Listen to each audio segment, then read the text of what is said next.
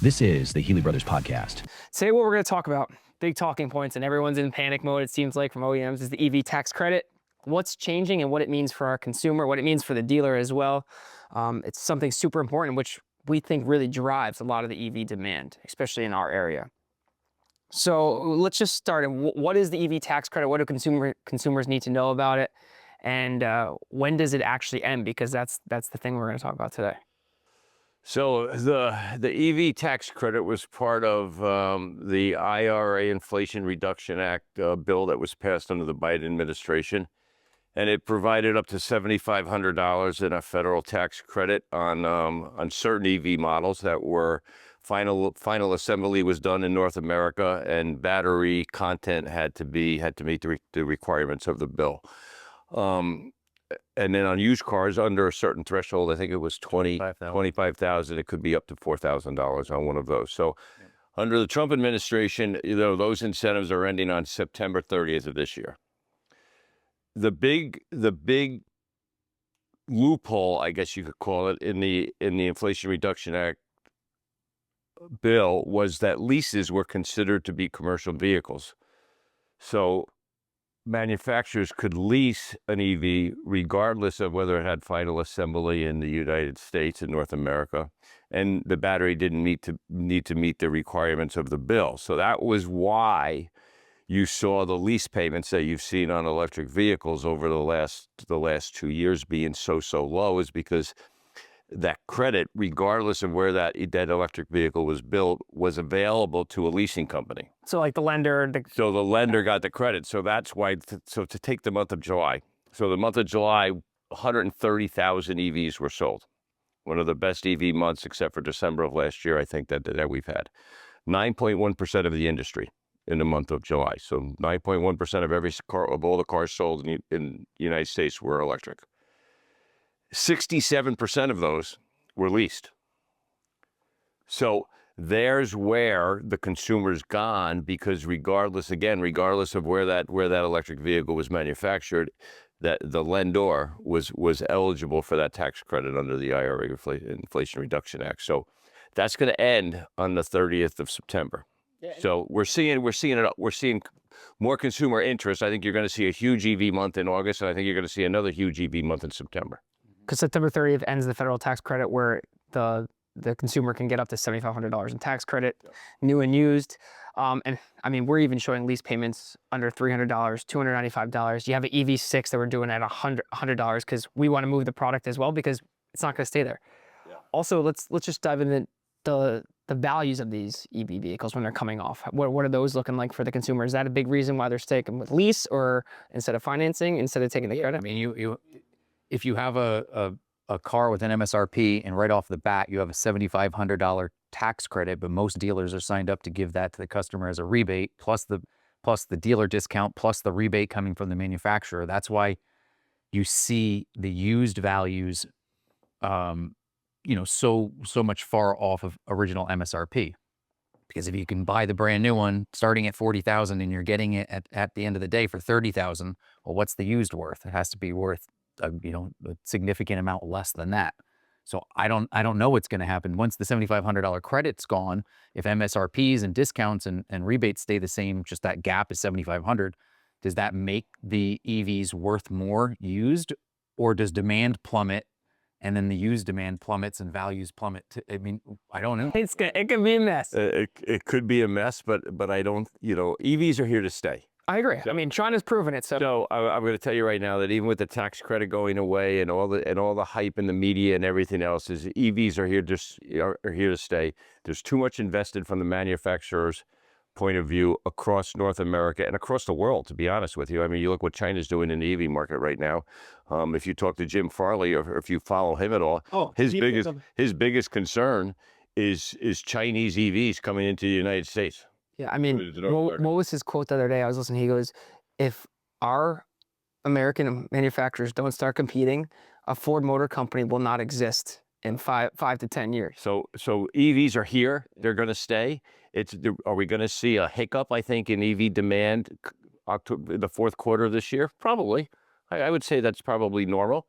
that because we pulled people forward, sort of like we did with the tariffs when they were first announced. Remember at the end of March and, and April that people were panicking to buy a car? Yeah. But guess what? We're still selling cars in July. Yep. We're still selling cars in August, and we're still going to sell EVs in October, November, and December, and going forward. Yeah, and I also think the OEMs are going to come to play. You don't know what your state's going to do either, because New York State can go, granted they're in debt, but they can go and say, hey, we're going to do our own tax incentives because we believe EVs are the future. OEMs are still going to be aggressive with leasing because they still want market share with EVs, I think. They have too much invested, Jay, they can't go backwards right now. They just cannot. They need to keep those plants going.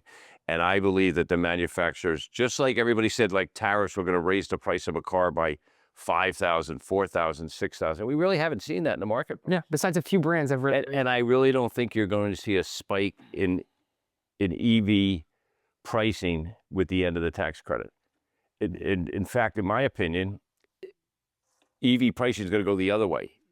EV pricing is going to come down over the next year, over the next 2 years, over the next 3 years, because of technology, the new builds that are out there. Yeah. The Ford announcement yesterday on the new EV that Jim said $30,000, and it's going to be a nicely equipped little truck, okay, that everybody can afford. Yeah. So we're saying bye-bye to Slate? Yeah, I don't know. So I think that you're going to see EV prices come down. Yeah. That'll offset the tax credits. And I think you're going to see demand fall a little bit in the fourth quarter, but I think it'll turn around and it'll come back as the market progresses in 26. Yeah. I mean, so overall, what do you think this means for the consumer? Obviously, they can get a great deal now. They can get the tax incentive and stuff like that. So you're saying in the future, hey, they're here to stay calm. Or do we take advantage? Do we move people ahead? Do we take advantage of these credits now? Or what's... My opinion would be if you're in the market for an EV between now and the end of the year, I would buy one. I would buy or lease one before September 30th of this year. Yeah. Absolutely. But if you're if you're a person that's on the fence and think that it's something that maybe you want in the future, I guarantee, like you said, 2 or 3 years from now, the price of an EV is going to be drastically less. Yeah. I mean, think about it. Think about if you were going to buy an 80-inch television in 1995, it probably cost you $15,000. You can get an 80-inch television for like $600 now. And the quality is 10,000 times better. I mean, that's a big, No, it's a perfect correlation right there, because that's exactly what's going to happen. Computers and everything. So it's just the technology is just going to get better and cheaper to do the same thing. Yep. I mean, they'll still be more expensive vehicles because you're going to go from a range from 400 to 2,000 miles or something. And those will be expensive. But And also, consumers got to know, I think they forget they could use there's a tax credit on a used EV as well. Like, we have used EVs available where if the price point's not there or you want to own the vehicle, you can go and get the tax credit and you can get a very affordable, great technological advanced vehicle that's used. In July, over 30,000 used EVs were sold in the United States, which was... And our Carvana's selling them and buying them like crazy too. Like, what was their data was out of control for EV demand. So there's both sides, new lease, new finance right now. Also, the used side is available as well. Absolutely. So I think you probably have the best inside track on the OEM's perspective of where they see. I know we talked about it a little bit, but is there anything else you can give us, like the OEM's perspective on EV or what they're saying about the EV federal tax credit? I think what at least what I can gather and what I can share is that the OEMs are committed to electric vehicles long term. It's a new technology. We've had ICE-powered engines in the United States for 100 years, and now we're getting this new technology that's coming down. I think you're going to see some maybe pivot now to more of a hybrid type of powertrain. I know there are some manufacturers right now that have developed hybrid plug-in hybrids that are getting 50, 60 miles of range on the hybrid before that ICE engine kicks in. For a lot of consumers, I think that might be the stepping stone to full EV adoption. But they're in this game long term, and they're going to stay in it. They're going to continue to invest in it. They're going to continue to support their models, and the market's going to dictate. The consumer's going to end up dictating what the price points are going to be long term. And we've seen it happen across all the lines. The consumer really holds the key at the end of the day. Yeah, I think one thing goes to show is that these OEMs are going to start. It seems like they're starting to help each other a little bit more, like Hyundai and GM. Who would have ever thought those companies would have meshed for technology? And you see some of the other companies like partnering with technology companies to get better, like whether it's LG or Samsung, they're partnering to make a more affordable product, get these materials, build better batteries that last forever. I mean, the Silverado EV just got the longest ranged vehicle. Came out last week when I was in Detroit, like 499 or 500 miles of range or something, right? There was one article that said the work truck version did a 1,000-mile trip. I don't know what the parameters were for that. But like, that shows like our EVs can compete with the best EVs out there, whether it's Tesla or BYD. Just can we build them in the United States and make them affordable? And that's going to be the question. And I also think, I know this administration, they say like they seem like they don't want EVs or take away the credit, but now they just announced, I think it was today or last night, they announced that that infrastructure bill for EV charging, he said he's going to get it done, and he's going to get it done without all the stupid city rules that where they stop it, all the red tape. So they do believe EVs are the future. Not there yet, but they're going to progress to making it a better way. And obviously, hopefully this leads to less anxiety for the buyer, more affordable EVs at the end of the day, because they are still expensive as shit. Yeah, but that's coming down now, Jay. If you look at the average selling price after the tax credit in July, it was like 48.9 or 48.8 for an EV.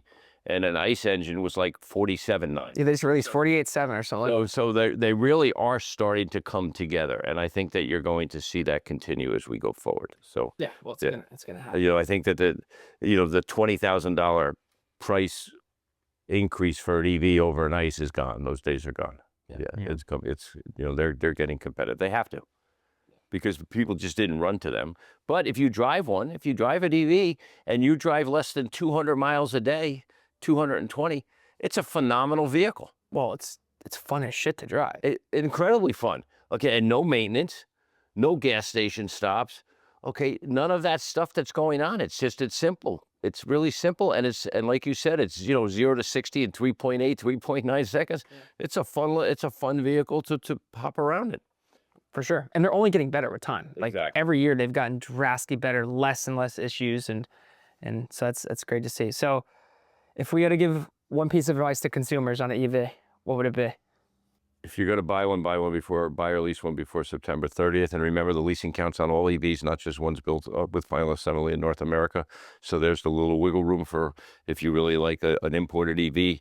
I would absolutely, if you like an imported EV and you want to lease, there is no reason not to do it before. And we offer pretty much every single EV available at Healey Brothers. So that's one good part. We literally have every single EV, and so what's one little tip you got for the consumer?